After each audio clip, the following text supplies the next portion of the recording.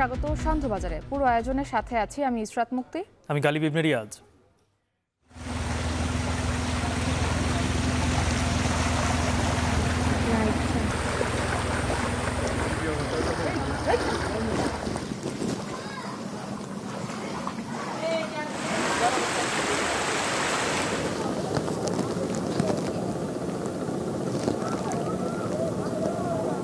বাসাবাড়িতে পানি উঠেছে, এখন তো জলাবদ্ধতা বেশি। কতবার গেল এই বছরও আমরা সারা বন্যা আমরা সবকিছু বাসায় নিয়ে গেছে গা। আমার ইউনিয়নে প্রায় 1-2,500 মতো ঘর নষ্ট হয়েছে। এখন আর কিছু করার নাই, তবে সবাই মানে নিজ দায়িত্বে বৃষ্টিপাতের প্রবণতা কিছুটা কমে এসেছে গত 24 ঘন্টায় লক্ষ্য করা গেছে, এবং এটা আগামীতেও কিছুটা হ্রাস পেতে পারে। উত্তরাঞ্চলের কুড়িগ্রাম, লালমনিরহাট, নীলফামারী, রংপুর ইত্যাদি সংলগ্ন কিছু নিম্নাঞ্চলে স্বল্পমেয়াদী বন্যা পরিস্থিতি সৃষ্টি হতে পারে।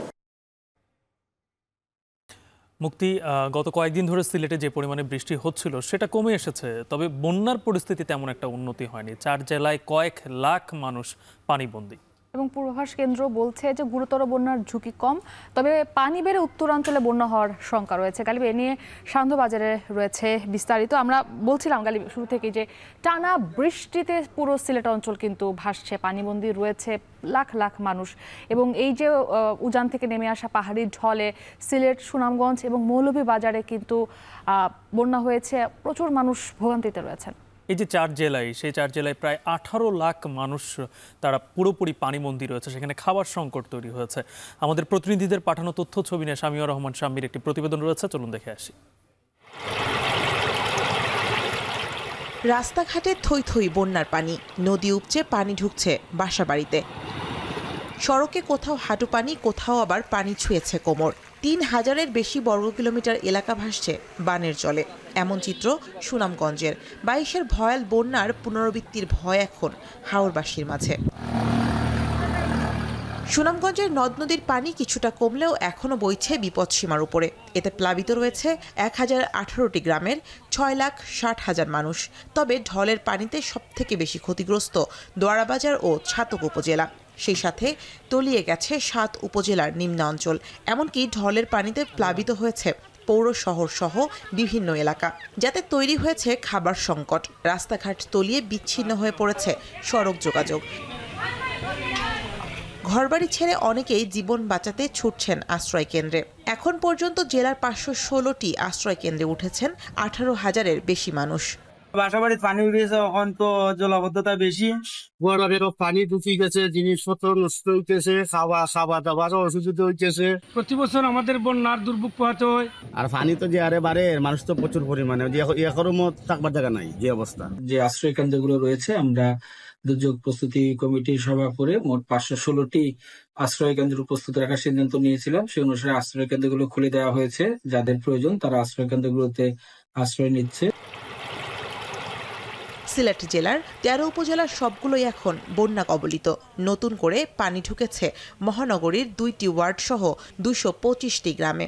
এতে একদিনের ব্যবধানে 6.5 লাখ থেকে 8 লাখে দাঁড়িয়েছে বন্যা কবলিতের সংখ্যা। সবথেকে বেশি প্লাবিত কোম্পানিগঞ্জ, গোয়াইনঘাট ও কানাইঘাট উপজেলা। গ্রামীণ সড়ক ডুবে এসব উপজেলার সঙ্গে বিচ্ছিন্ন রয়েছে যোগাযোগ। তলিয়েছে ফসল, ভেসে গেছে পুকুরের মাছ। গরু মহিষ নিয়ে আশ্রয় কেন্দ্রে ছুটছেন অনেকেই। তবে সড়কে চলাচলের একমাত্র বাহন নৌকা না পেয়ে অনেকেই যেতে পারছেন না আশ্রয় কেন্দ্রে, এমনকি পাচ্ছেন না পর্যাপ্ত ত্রাণ সহায়তা। পানি ডুবাইছে, বুঝছেন নি, বাড়িঘর 3-4 দিন আসল পানির নিচে। রাতের 12টার দিকে এমন ভাবে বন্যা আইছে, আমাদের ঘর থাকার মতো কোনো পরিস্থিতি নেই। এত জোর তুফানের মধ্যে আমার স্বামী সাঁতার ফিটে দেয়, একটা নৌকা আনছে আরেকবার থেকে, পরে সেই নৌকায় উঠে আমরা আরেকবার গেলাম। এদিকে বন্যার পানিতে দিশেহারা মৌলভীবাজার সদর উপজেলা, রাজনগর, কুলাউড়া, জুড়ি ও বড়লেখার 3 লাখের বেশি মানুষ। মনু, কুশিয়ারা ও জুড়ি নদীর পানি এখনো বইছে বিপদসীমার উপরে। এতে তলিয়ে গেছে ঘরবাড়ি, দোকানপাট। জীবন বাঁচাতে সন্তান নিয়ে অনেকেই আশ্রয় নিচ্ছেন উঁচু স্থানে। বাড়ি করে পানি উঠে গেছে, কি রাস্তাঘাট বুড়াই লিয়েছে, আমরা খুব একটা অসুবিধা। কি করবো আমরা, কিভাবে তামু, কিভাবে খাইমু, কোনো চলাফেরা করতাম পারিয়ান না। একই পরিস্থিতি সিলেট অঞ্চলের আরেক জেলা হবিগঞ্জের। পানি বৃদ্ধি অব্যাহত রয়েছে কুশিয়ারায়। এতে যতই দিন যাচ্ছে ভয়াবহ হচ্ছে পরিস্থিতি। বৃহস্পতিবার রাতে জেলার নবীগঞ্জে কুশিয়ারা নদীর বাঁধ উপচে পানি প্রবেশ করে লোকালয়ে। এতে প্লাবিত হয় উমরপুর, মোস্তফাপুর, কসবা, কানপুর ও চাঁদগাঁও সহ 25টি গ্রাম। পানিবন্দী অন্তত 30,000 মানুষ। এমন অবস্থায় 88টি আশ্রয় কেন্দ্রে ছুটছেন বন্যা কবলিতরা। তবে গবাদি পশু নিয়ে পড়েছেন সীমাহীন ভোগান্তিতে। আমরা গ্রামের মানুষজন বা রাজনগর মানুষজন এরা খুব অসহায় আছে। আমরা আসি খুব অসহায় দিয়ে গরু বাছুর লইয়া জিনিসপত্র অনেকটা নষ্ট হয়েছে। কুড়িগ্রামের ব্রহ্মপুত্র, ধরলা, দুধকুমার ও তিস্তার পানি বাড়তে শুরু করেছে। পানি বেড়ে যাওয়ায় বিভিন্ন এলাকায় দেখা দিয়েছে নদী ভাঙন। শামীমা রহমান শাম্মী, এখন। একদিন পর থেকে সিলেটে বন্যা পরিস্থিতি উন্নতি হবে। আপাতত গুরুতর বন্যা পরিস্থিতির ঝুঁকি কম বলে জানিয়েছে বন্যা পূর্বাভাস ও সতর্কীকরণ কেন্দ্র। এদিকে তবে আগামী 2 দিনে উত্তরাঞ্চলে বন্যার পানি বাড়ার শঙ্কা রয়েছে বলেও জানিয়েছে তারা। সকালে রাজধানীতে পানি ভবনে এক ব্রিফিংয়ে এই কথা জানানো হয়। বন্যা পরিস্থিতি আগামী 24 ঘন্টায় স্থিতিশীল থাকতে পারে। তৎপরবর্তী সময় এটা ক্রমান্বয়ে উন্নতির দিকে যেতে পারে। বৃষ্টিপাতের প্রবণতা কিছুটা কমে এসেছে গত 24 ঘন্টায় লক্ষ্য করা গেছে এবং এটা আগামীতেও কিছুটা হ্রাস পেতে পারে। উত্তরাঞ্চলের প্রধান নদীগুলোর পানি সমতল বৃদ্ধি অব্যাহত থাকতে পারে এবং এর ফলে মূলত উত্তরাঞ্চলের কুড়িগ্রাম, লালমনিরহাট, নীলফামারী, রংপুর ইত্যাদি সংলগ্ন কিছু নিম্নাঞ্চলে স্বল্পমেয়াদী বন্যা পরিস্থিতি সৃষ্টি হতে পারে। আপাতত তেমন গুরুতর কোনো বন্যা পরিস্থিতির সম্ভাবনা নেই। বর্তমানে 7টি নদীর পানি 12টি পয়েন্টে বিপদসীমার উপর দিয়ে প্রবাহিত হচ্ছে এবং বর্তমানে তথ্যের ভিত্তিতে 5টি জেলা বন্যা আক্রান্ত। আমরা দেশের উত্তর পূর্বাঞ্চলের বন্যা পরিস্থিতির আরও বিস্তারিত জানতে চাই। আমাদের সঙ্গে সিলেটে থেকে যুক্ত হচ্ছেন সহকর্মী রাকিবুল রাফি এবং সুনামগঞ্জের খবর জানাবেন সহকর্মী লিফসান আহমেদ। শুরুতেই সিলেটের রাকিবুল রাফি জানতে চাই যে সিলেটে তো এখন বৃষ্টি কমেছে, বন্যা পরিস্থিতির কি কোনো উন্নতি হয়েছে এবং সেই সাথে যারা আশ্রয় কেন্দ্রে যেতে পারেননি তাদের কি অবস্থা? গালিব, সকালে বৃষ্টি দিয়ে শুরু করেছিলাম এবং দুপুরে দেখা মিলেছে সূর্যের এবং এখন পর্যন্ত সন্ধ্যা গড়িয়েছে এবং আকাশে সূর্যের যে রক্তিম আভা সেটা কিন্তু পুরো সিলেটবাসী বা সিলেট জেলা জুড়ে যারা আছেন তারা চাইছেন। এবং একই সাথে আমরা সকালে যেরকম গোয়াইনঘাট থেকে শুরু করে কোম্পানিগঞ্জ, যে শালুটিকোট থেকে শুরু করে বিভিন্ন এলাকা আমরা ঘুরে দেখেছি এবং সেখানে আমরা দুপুর পর্যন্ত একরকম যে অবস্থা দেখলাম যে আসলে পানি অনেকটাই কমে গিয়েছে, তবে ঝুঁকি কিন্তু এখনও রয়েছে। অর্থাৎ যদি ভারী বৃষ্টিপাত হয় এবং যদি উজানে ভারী ঢল নামে তাহলে কিন্তু একটা ঝুঁকি থেকেই যায়। তবে এখন পর্যন্ত বৃষ্টিপাতের পরিমাণ আজকে সারা দিনে 6টা থেকে 6টা পর্যন্ত প্রায় 20 মিলিমিটার এবং শেষের দিকে কোনো রকম বৃষ্টিপাত হয়নি। অর্থাৎ ট্রেস পয়েন্ট বৃষ্টিপাতের পরিমাণ জানিয়েছে পানি উন্নয়ন বোর্ড এবং আবহাওয়া অধিদপ্তর। এবং একই দিকে কিন্তু গত 24 ঘন্টায় 120 মিলিমিটার বৃষ্টি হয়েছে, যেখানে পানি জমা শুরু করেছিল এবং সিলেটে জলাবদ্ধতা শুরু হয়েছিল। এবং দুপুর থেকে কিন্তু একরকম বলা চলে যে সিলেটের মহানগরীতে কিন্তু জলাবদ্ধতার কোনো চিহ্ন দেখা যায়নি, তবে প্লাবিত হয়ে গেছিল প্রায় 23টি ওয়ার্ড। ধীরে ধীরে পানি নামছে বলা যায় এবং সিলেটের যে সুরমার নদী আপনারা দেখতে পাচ্ছেন এখানে কিন্তু অনেকটাই পানি নেমে গেছে, প্রায় 1 থেকে 1.5 হাত পানি নেমে গিয়েছে। এবং সকালে যেরকম অবস্থা দেখেছিলাম আমরা, প্রায় রাস্তার যে লাগোয়া সড়কটা রয়েছে এখান থেকে ঠিক ডান দিকে শেখঘাট হয়ে যায় কাজীর বাজার, সেখানে কিন্তু রাস্তা প্রায় প্লাবিতই বলা চলে।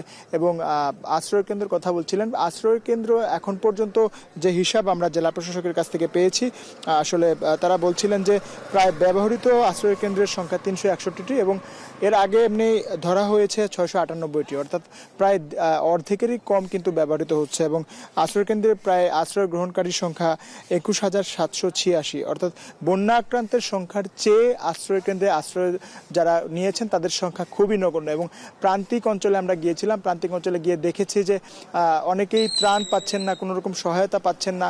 গ্রামীণ সড়ক থেকে শুরু করে মূল সড়ক পর্যন্ত নৌকার যে ব্যবস্থা সেটা কিন্তু পাচ্ছেন না অনেকে, এবং অনেকে আহাজারি করে বলছেন যে কোনো রকম শুকনো খাবার থেকে শুরু করে কোনো চাল ডাল কিছুই পাচ্ছেন না তারা।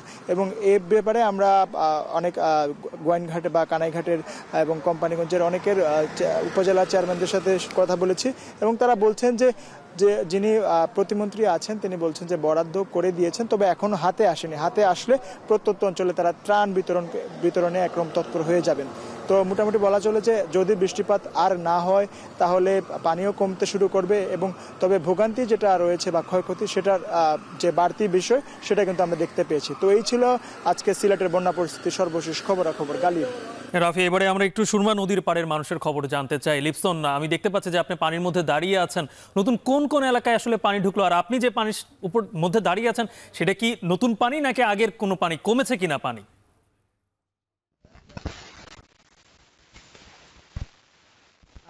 আমরা কিন্তু সকাল থেকে আসলে জানানোর চেষ্টা করেছিলাম সুনামগঞ্জে বন্যা পরিস্থিতি। তবে শুরুতেই যদি বলি যে এটি যেহেতু হার অঞ্চলে দুর্ভোগ, এই অঞ্চলের মানুষের এখন নিত্যসঙ্গী হয়েই দাঁড়িয়েছে। বিশেষ করে যদি বলি 2022 সালে কিন্তু সুনামগঞ্জে যে বন্যা পরিস্থিতি সৃষ্টি হয়েছিল, সেই বন্যায় কিন্তু এখানকার মানুষের চরম দুর্ভোগ পোহাতে হচ্ছিল। বিশেষ করে এই যে 2024 সালে যে বন্যা পরিস্থিতি সৃষ্টি হয়েছে, এতেও কিন্তু এখানকার প্রায় 6.5 লাখ মানুষ কিন্তু ভোগান্তিতে পোহাতে হচ্ছে।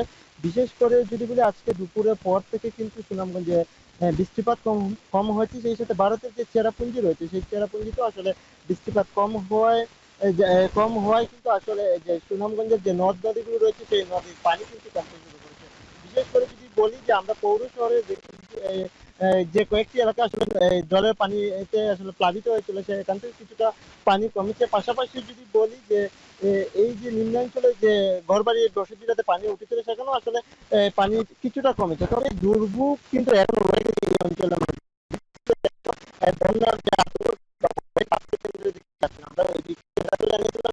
মানুষরা এখন কিন্তু আশ্রয় কেন্দ্রে আসছেন, তবে আশ্রয় কেন্দ্রে কিন্তু ইতিমধ্যে পানিটা আসলে সংকটটা দেখা দিয়েছে। যার ফলে কিন্তু যেহেতু বন্যা থেকে তারা আশ্রয় কেন্দ্রে এসেছেন, আশ্রয় কেন্দ্রে এসেও কিন্তু তারা ভোগান্তি পোহাতে হচ্ছে। সেই সাথে পানি উন্নয়ন বোর্ড যেটি বলছে যে এই যে নদীর পানি বৃদ্ধি, অর্থাৎ যদি রাতে চেরাপুঞ্জিতে বৃষ্টিপাত কম হয় তাহলে সুনামগঞ্জের যে বন্যা পরিস্থিতি সেটা কিছুটা উন্নতি হবে। তবে যদি রাতে চেরাপুঞ্জিতে বৃষ্টিপাত অব্যাহত থাকে তাহলে কিন্তু যে পানি কমেছিল তার থেকে দ্বিগুণ পানি আসলে বাড়বে। তো সব মিলিয়ে বলা যায় যেহেতু এখন বৃষ্টিপাত কম, সেই ক্ষেত্রে আসলে নদীর পানি কিছুটা কমেছে। আমরা সিলেট এবং সুনামগঞ্জের খবর জানছিলাম, আমাদের দুই সহকর্মী যুক্ত হয়েছিলেন। সর্বশেষ সুনামগঞ্জ থেকে যুক্ত হয়েছিলেন সহকর্মী লিপসন আহমেদ। এদিকে বৃষ্টির সঙ্গে শঙ্কা জাগায় পাহাড়ি এলাকার পাহাড় ধস। প্রতি বছর বর্ষার সময় পাহাড় ধসের ঘটনা হয়, কিন্তু ঠেকানো যায় না প্রাণহানি। 2007 সালের 11 জুন চট্টগ্রামে পাহাড় ধসে সর্বোচ্চ 127 জনের প্রাণহানির পরে গঠন করা হয় শক্তিশালী পাহাড় ব্যবস্থাপনা কমিটি।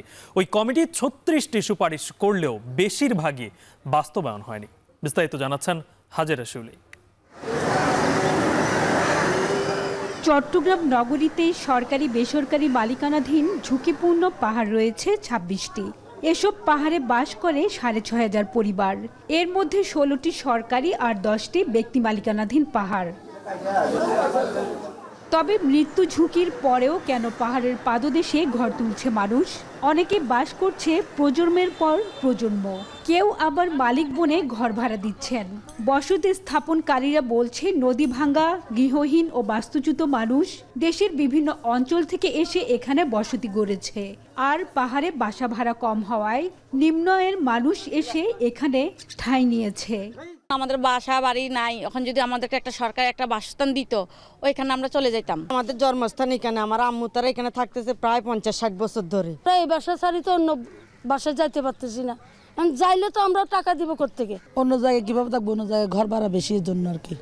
চট্টগ্রাম মহানগর এবং আশপাশের এলাকায় গত 17 বছরে ঝরেছে 2.5 শতাধিক প্রাণ। এর পরেও বন্ধ হয়নি পাহাড় কেটে অবৈধভাবে বসতি স্থাপন। উল্টো প্রভাবশালীদের লোভের শিকার হয়ে একে একে পাহাড় যেমন নিশ্চিহ্ন হচ্ছে, তেমনি বাড়ছে প্রাণহানি। শুধু কাঁচা ও সেমি পাকা নয়, নগরীর লালখান বাজারের মতিঝর্ণা, বাটালি পাহাড়, শান্তিনগর ও টাঙ্কির পাহাড়ে গড়ে উঠেছে বহুতল ভবনও। 90 ডিগ্রি খাড়া এসব পাহাড় যে কোনো সময় ধসের ঝুঁকিতে থাকলেও প্রশাসনের চোখের সামনে বছরের পর বছর সরকারি মালিকানাধীন বিভিন্ন সংস্থার পাহাড়ে গড়ে উঠেছে অবৈধ বসতি ও স্থাপনা। এ সকল পাহাড়ে অবৈধভাবে দেয়া হয় বিদ্যুৎ, পানি সংযোগ সহ বিভিন্ন নাগরিক সুবিধাও। প্রতি বছর পাহাড় ব্যবস্থাপনা কমিটির সভায় এসব সংযোগ বিচ্ছিন্ন করার কথা বলা হলেও কার্যত বাস্তবায়ন হয় না। যে কোনো সময় পাহাড় ধস হতে পারে। প্রতি বছর বর্ষা এলেই গতানুগতিক মাইকিং অবৈধ বসতি স্থাপনকারীদের সরিয়ে দিয়ে দায় সারছে প্রশাসন। পাহাড় রক্ষা আন্দোলনের সাথে সম্পৃক্তরা বলছেন 2007 সালের 11 জুন চট্টগ্রামে পাহাড় ধসে সর্বোচ্চ 127 জনের প্রাণহানির পরে গঠন করা হয় শক্তিশালী পাহাড় ব্যবস্থাপনা কমিটি। এই কমিটি 36টি সুপারিশ করলেও বেশিরভাগই বাস্তবায়ন হয়নি। বিশেষ করে একটি সমীক্ষা করে পাহাড়গুলোর ধরন অনুযায়ী ব্যবহার নিশ্চিত করা এবং সুনির্দিষ্ট পরিকল্পনা ও ডিজাইনের মাধ্যমে পাহাড়গুলো রক্ষার কোনো উদ্যোগ নেওয়া হয়নি। চট্টগ্রাম প্রকৌশল ও প্রযুক্তি বিশ্ববিদ্যালয় আছে, সিডি এর ভালো ভালো প্রকৌশলী আছে, তাদের সমন্বয়ে সিটি কর্পোরেশনের প্রকৌশলী আছে। কি পাহাড়কে কিভাবে ব্যবহার করলে এবং ব্যবস্থাপনার একটা নিয়ন্ত্রণে নিয়ে আসলে পাহাড় আর ধস হবে না, সেই ব্যবস্থাটা করা। সেটা না করলে এই অবস্থা চলতেই থাকবে।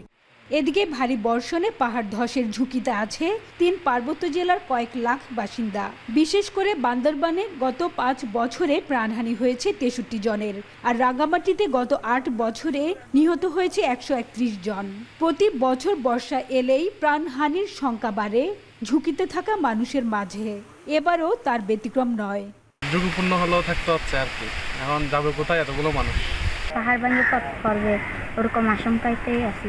আপনারা যারা ঝুঁকিপূর্ণ স্থানে অবস্থান করছেন দ্রুত নিরাপদ চলে যান। বৃষ্টি শুরু হলেই মাঠে নামে প্রশাসন। পাহাড়ের ঝুঁকিতে বসবাসকারীদের সরে যেতে মাইকিং, আশ্রয় কেন্দ্র খোলা সহ নানা কার্যক্রম শুরু হয়। এবারও সার্বিক প্রস্তুতি নিয়ে রেখেছে জেলা প্রশাসন। কেউ অবৈধভাবে কোথাও বসবাস করুক পাহাড়ের পাদদেশে, সেটা আমরা চাই না।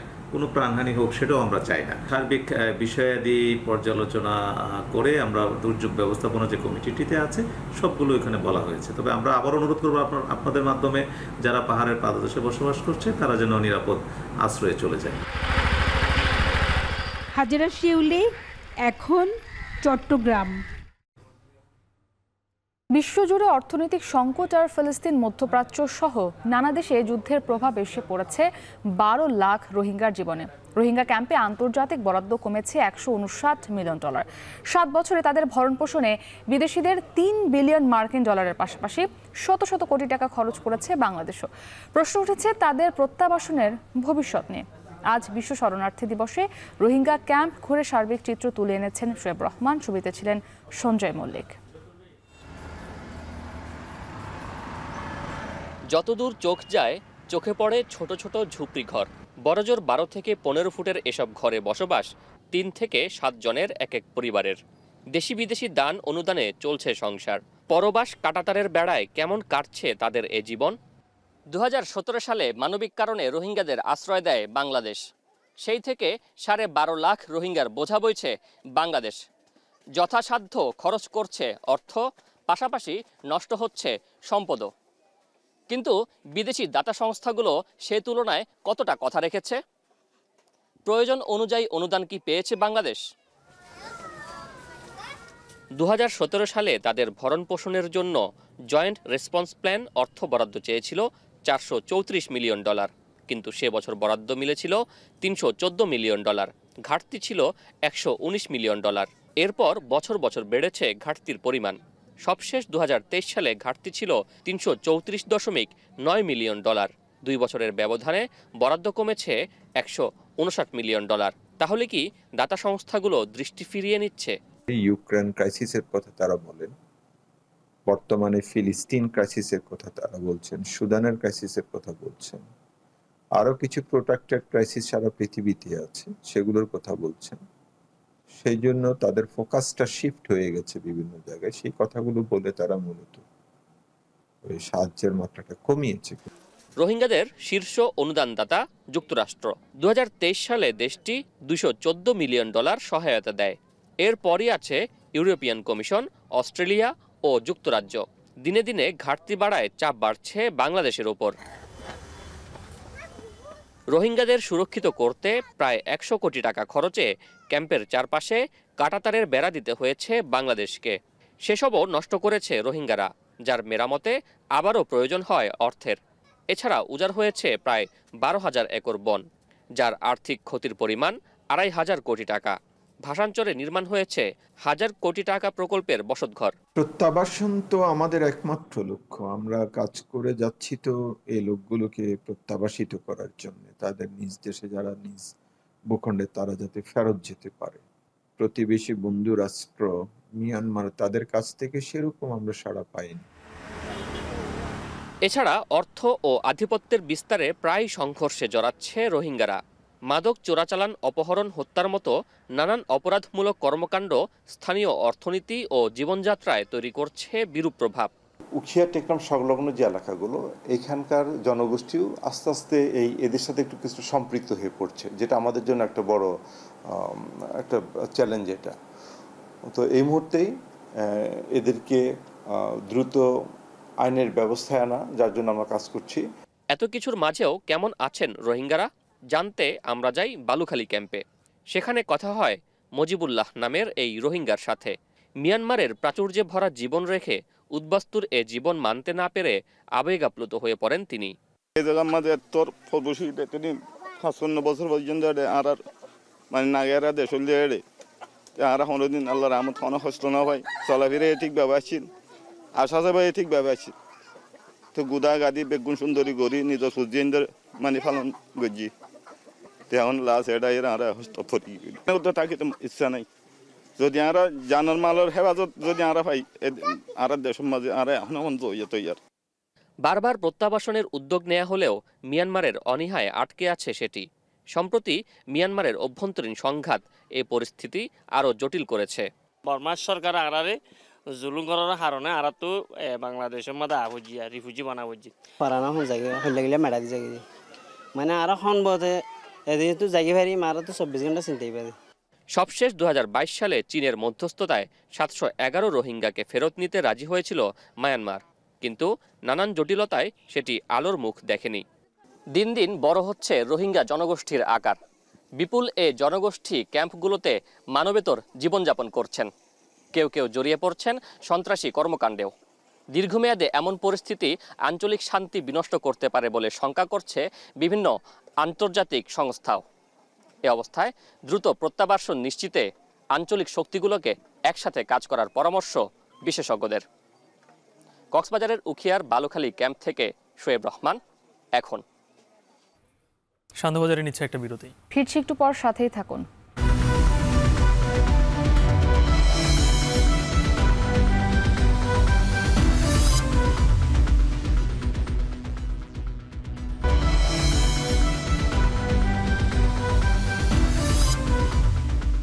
ফিরে এলাম বিরতির পর। দেখছেন সান্ধ্যবাজার।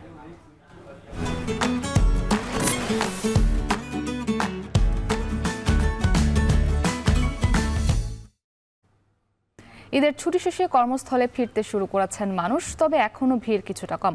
কর্মস্থলে ফেরা মানুষের খবর জানাতে বরিশাল নদী বন্দর থেকে যুক্ত হয়েছেন অমিত হাসান। অমিত, লঞ্চ ঘাটে আজকে ভিড় কেমন দেখছেন জানাবেন, যেহেতু ভিড় এখনও কম, সেদিক থেকে কি পরিমাণ যাত্রী নিয়ে লঞ্চগুলো ছেড়ে যাচ্ছে? মুক্তি, গতকালকের তুলনায় আজ কিছুটা ভিড় বেড়েছে, তবে আশানুরূপ নয়। লঞ্চ কর্তৃপক্ষ বলছেন যে আগামীকাল কিংবা পরশুদিন ভিড় কিছুটা বাড়তে পারে, তবে গতকালের তুলনায় আজ কেবিনের বিক্রির সংখ্যা বেড়েছে এবং সেই সাথে ডেকের যাত্রী যারা রয়েছে তাদের সংখ্যাও কিছুটা বেড়েছে।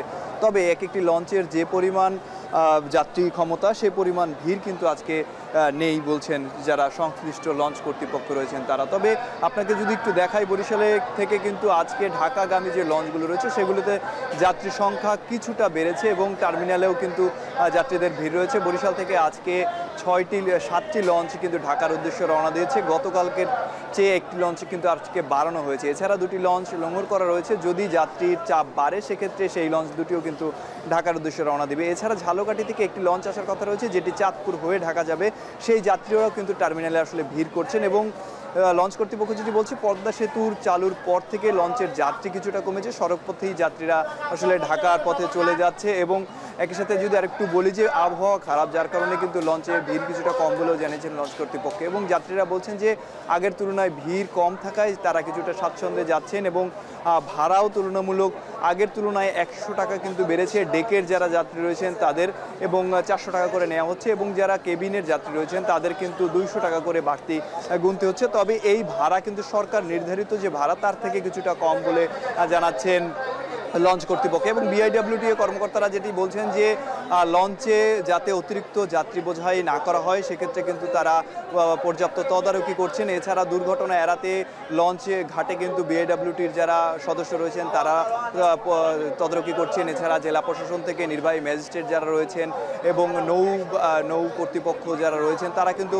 পর্যাপ্ত তদারকি করছেন যাতে কোনো রকম দুর্ঘটনা না ঘটে। এবং এই লঞ্চগুলো কিন্তু 8:30 9টার মধ্যেই বরিশালের নদী বন্দর ত্যাগ করবে এবং ঢাকার উদ্দেশ্যে রওনা দিবে। এবং প্রত্যেকটা লঞ্চেই কিন্তু যাত্রী আজকে ডেকে যাত্রী দেখা যাচ্ছে, যাত্রীদের ভিড়, এবং যারা কর্মস্থলে ফিরবেন তারা স্বাচ্ছন্দ্যে ফিরছেন এমনটাই তারা বলছেন। এবং ঈদের ছুটি শেষে ঈদের যারা ছুটি তারা কিন্তু ভালোভাবে উপভোগ করে নির্দিষ্ট কর্মস্থলে ফিরতে পারছেন বলেও জানিয়েছেন। এবং ভাড়া তুলনামূলক আগের মতোই রয়েছে, গত ঈদে যেরকম ভাড়া দিয়ে তারা গিয়েছিলেন এবার কোরবানি ঈদেও তারা কিন্তু সেই পরিমাণ ভাড়াই নিয়ে কর্মস্থলে ফিরছেন বলে জানিয়েছেন এবং স্বাচ্ছন্দ্যে ফিরতে পেরে খুশি যাত্রীরা।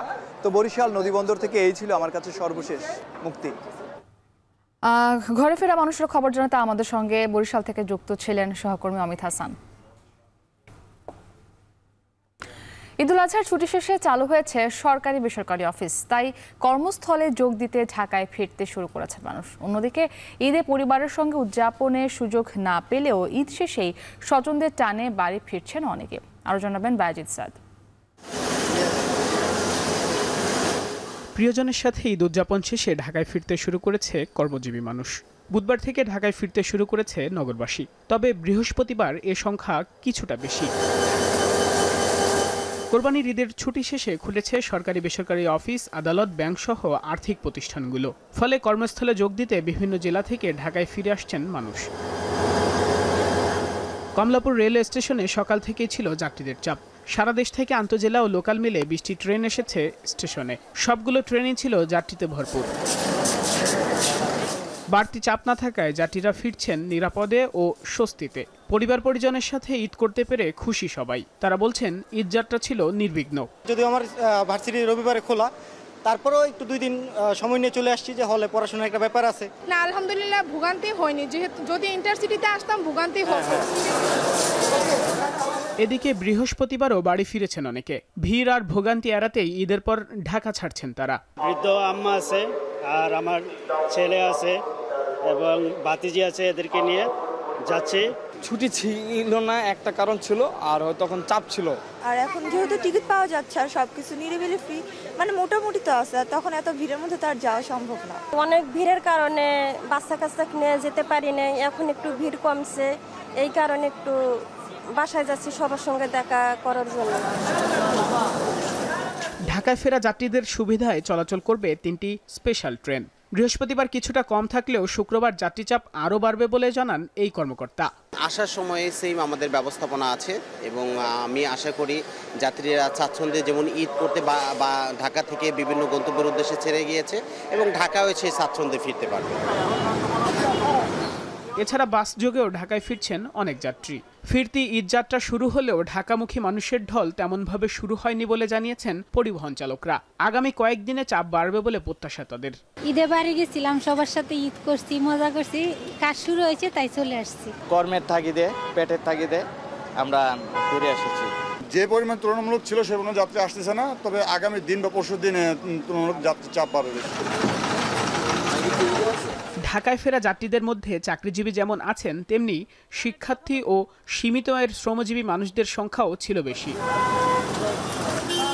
বায়েজিদ সাদ, এখন, ঢাকা। হাজারো প্রতিকূলতার মাঝে বিশ্বের সর্বাধুনিক প্রযুক্তি আর আন্তরিক সেবা নিয়ে আমরা তৈরি। বিআরবি হসপিটালস লিমিটেড, কাঙ্ক্ষিত সেবার ঠিকানা। এবারে টি-20 বিশ্বকাপের খবর।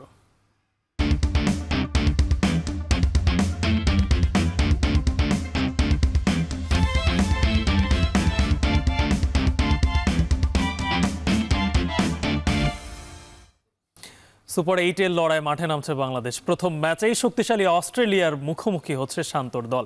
ম্যাচের আগে ভাবাচ্ছে দলের টপ অর্ডারদের অফ ফর্ম, তবে আশাবাদী কোচ চন্ডিকা হাথুরু সিংহে। ইন্ডিকায় ম্যাচ শুরু হবে শুক্রবার ভোর 6:30টায়। আরও জানাচ্ছেন নোমান আবদুল্লাহ।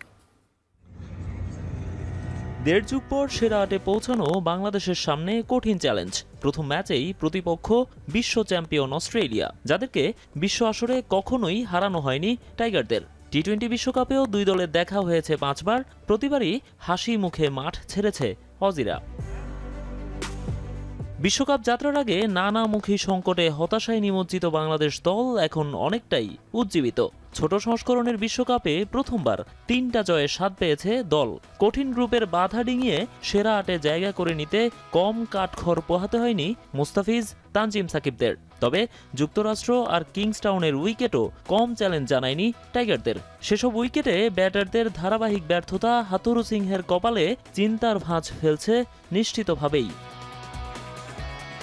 তবে অ্যান্টিগার উইকেটে যে রান হবে তা অনেকটাই নিশ্চিত। সেখানে ব্যাট চালাতে কতটুকু প্রস্তুত বাংলাদেশের ব্যাটাররা? আসরে 4টি ম্যাচ খেলেও সব মিলিয়ে 100 রান ছুঁতে পারেননি বাংলাদেশের কোনো ব্যাটার। একমাত্র 50 এসেছে সাকিব আল হাসানের ব্যাটে। সেরা স্ট্রাইক রেট তাওহিদ হৃদয়ের 125। বিপরীতে অজিদের 3 ব্যাটার পেরিয়েছেন 100 রানের কোটা।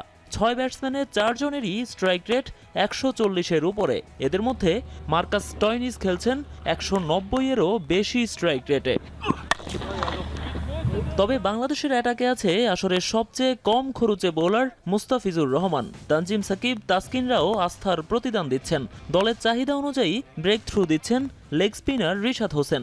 ব্যাটাররা নিজেদের দায়িত্ব ঠিকঠাক পালন করতে পারলে বোলাররা বাকি দায়িত্ব সামাল দিতে পারবেন বলেই আশা করা যায়। অস্ট্রেলিয়ার ক্যাবিনেটে 3 ফরম্যাটে শ্রেষ্ঠত্বের ট্রফি। যদিও গেলবার টি-20 শিরোপাটা নিয়ে গেছে ইংলিশরা, সেটি পুনরুদ্ধারের মিশনে এবার দুর্দান্ত শুরু করেছে স্টয়নিস, হেড, জাম্পারা। দৃঢ় প্রতিজ্ঞ অজিদের কি প্রতিহত করতে পারবে বাংলাদেশ? নোমান আবদুল্লাহ, এখন। স্মুথ শেভিং এর জন্য শুধুমাত্র কুল, নাথিং এলস। শান্ত বাজারে নিচ্ছে আরো একটি বিরতি। ফিরছি একটু পরে, সঙ্গেই থাকুন।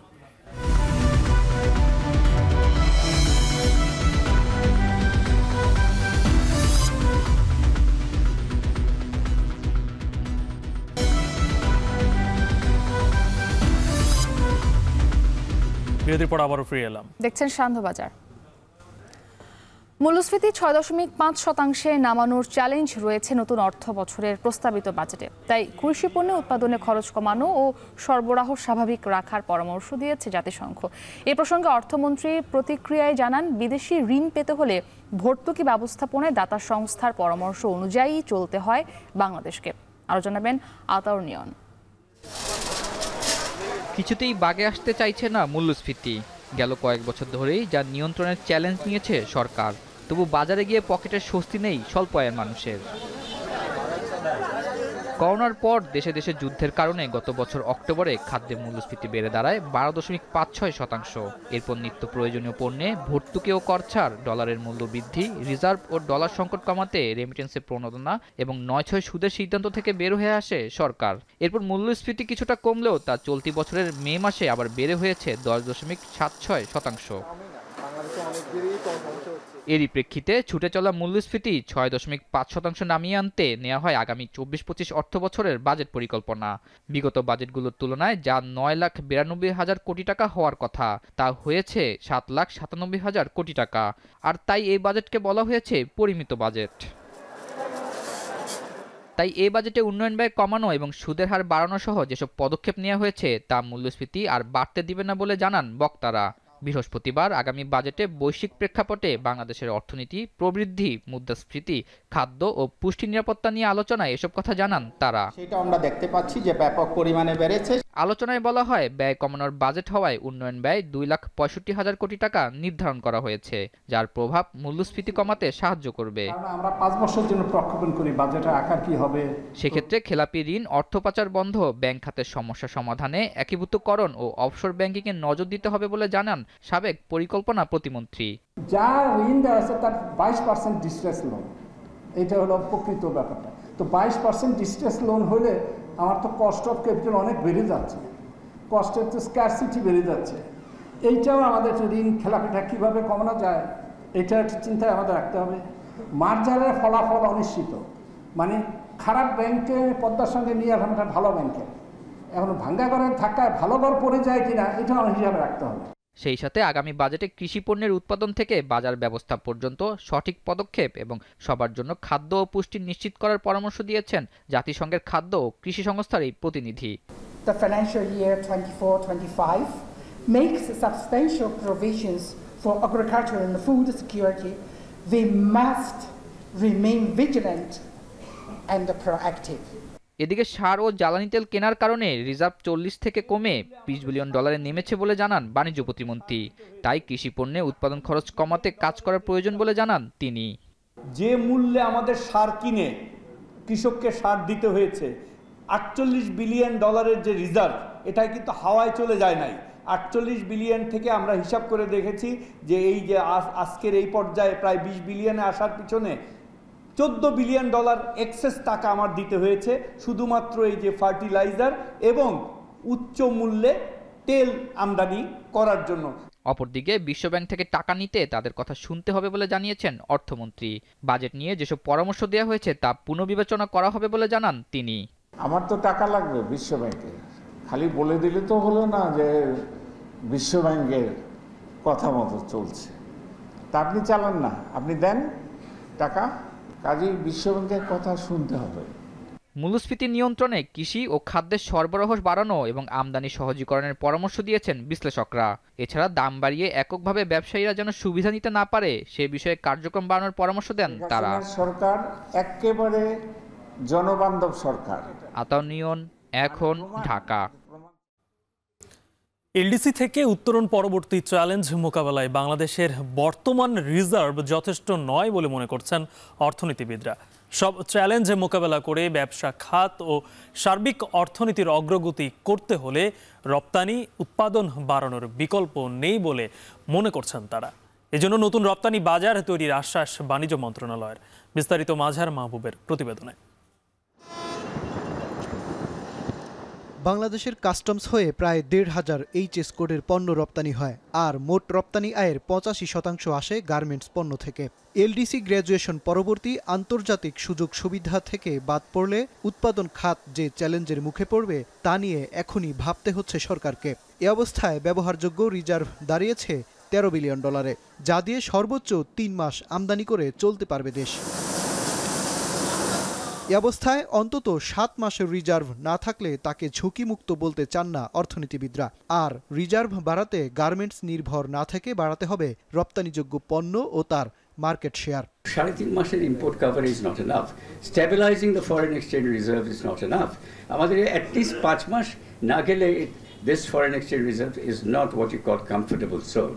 রেডিমেড গার্মেন্টের জন্য এখন আমরা স্মল কান্ট্রি না, আমরা 8-10% আমাদের মার্কেট শেয়ার হয়ে গেছে, কিন্তু অন্যগুলোর জন্য 1400 আইটেমের জন্য আমরা এখনো খুব very small share of world market. বৃহস্পতিবার বাংলাদেশ ফরেন ট্রেড ইনস্টিটিউটের এক সেমিনারে এনবিআর চেয়ারম্যান বলেন, আমদানি নির্ভর কাঁচামালে বছরের পর বছর রাজস্ব ছাড় দিয়ে আসলেও অভ্যন্তরীণ বাজার থেকে বের হতে পারেনি দেশীয় কোম্পানিগুলো। তবে ছাড়ে কাটছাট করতে চান তারা, আর সে চ্যালেঞ্জ নিতে হবে উৎপাদন খাতকেই। লেদারে অনেকদিন আমরা সাপোর্ট দিয়ে যাচ্ছি, তারপরে লেদার কেন যেন আমাদের সেইভাবে যেভাবে এক্সপোর্ট মার্কেট দখল করার কথা ছিল সেইভাবে পারছে না। ডোমেস্টিক মার্কেটে এবং এক্সপোর্টের যে গ্যাপটা, সাপোর্টের যে গ্যাপটা, সেই গ্যাপটা না কমলে, না কমানো হলে ডোমেস্টিক মার্কেটে আমার যে মার্কেটটা আছে এবং সেটাকে আমি ক্যাটার করি, আমি যথেষ্ট লাভবান হচ্ছি, তখন আমি আর ওই চ্যালেঞ্জটা, বাইরের মার্কেটে ওই চ্যালেঞ্জগুলো নেব না, তাগিদ আসবে না। এই জায়গাটা মানে আমাদের চিন্তা করার পলিসিতে যে এই জায়গাটা অ্যাড্রেস করতে হবে। তুলাভিত্তিক উৎপাদন থেকে বের হয়ে আসতে ও ভবিষ্যৎ চ্যালেঞ্জ মোকাবেলায় আন্তর্জাতিক বাজার ধরতে সরকার কাজ করছে বলে জানান বাণিজ্য প্রতিমন্ত্রী।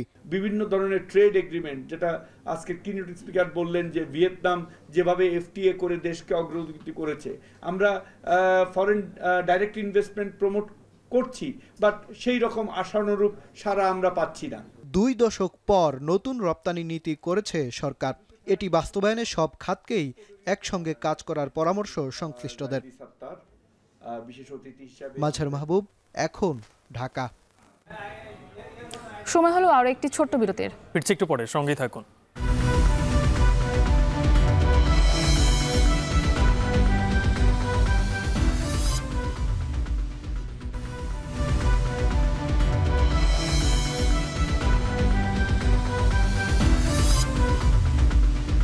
বিরতির পর ফিরে এলাম। আপনারা দেখছেন শান্তবাজার।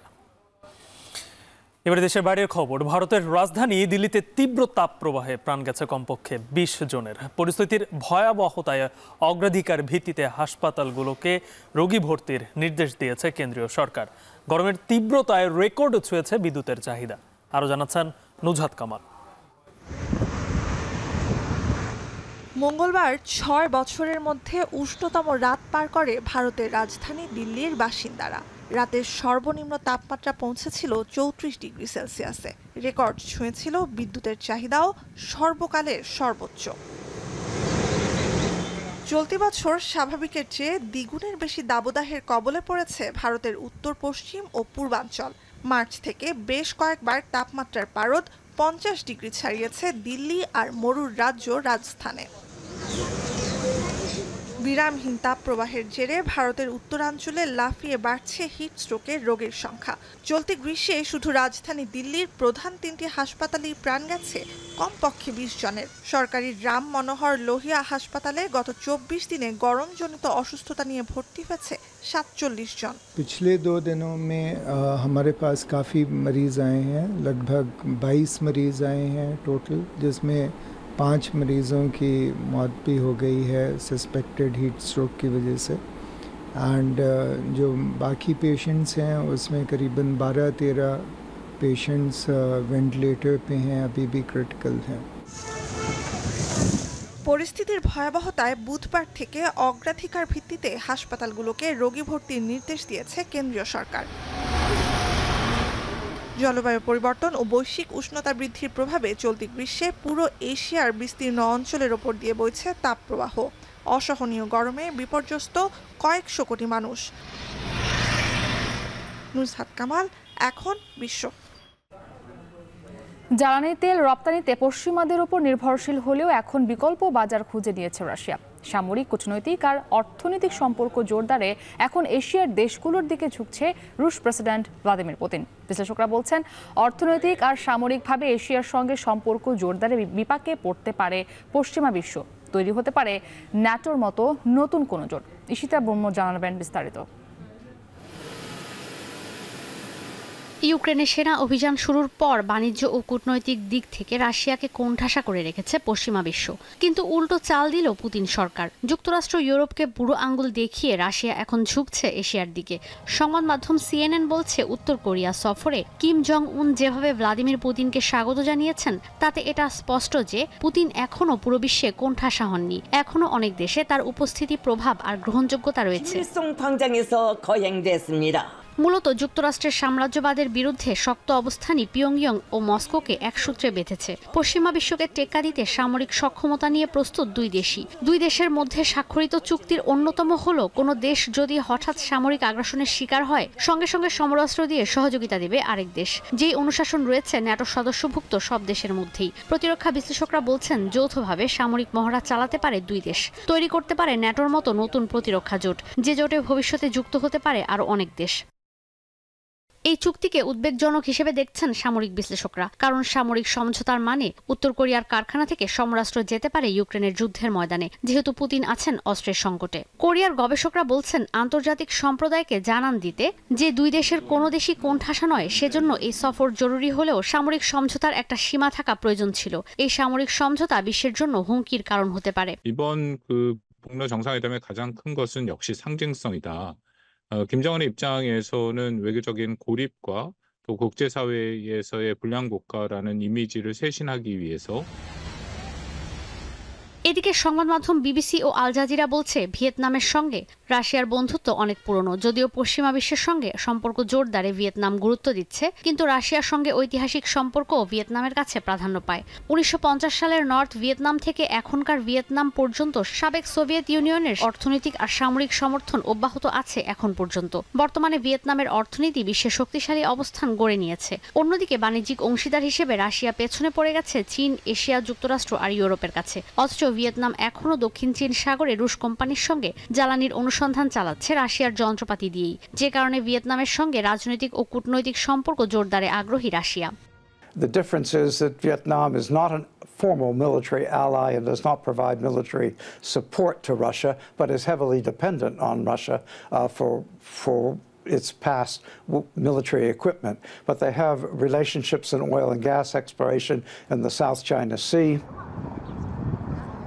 এশিয়ার বৃহত্তম অর্থনীতির দেশ চীনের সঙ্গেও প্রতি বছর বাড়ছে রাশিয়ার বাণিজ্য। তবে থাইল্যান্ড সহ এশিয়ার অনেক দেশই আবার ইউক্রেনের সেনা অভিযানের বিপক্ষে, যে কারণে ভিয়েতনাম ঠিক কতদিন ভ্লাদিমির পুতিনের সঙ্গে সম্পর্ক জোরদার করে রাখবে তা নিয়ে প্রশ্ন থেকেই যায়। এর মধ্যেই সামরিক নির্ভরতার জন্য বিকল্প বাজার খুঁজছে হ্যানয়, যদিও রাশিয়ার উপর এই নির্ভরতা কাটাতে সময় লাগবে অনেক বছর। ঈশিতা ব্রহ্ম, এখন বিশ্ব। শেষ করছি সান্ধ্যবাজার। এখন টেলিভিশন ওয়েবসাইটে দেখতে ভিজিট করুন এখন.tv। এছাড়া ফেসবুকে দেখতে ভিজিট করুন facebook.com/tv.এখন, আর ইউটিউবে সরাসরি দেখতে চোখ রাখুন youtube.com/c/echontv-তে।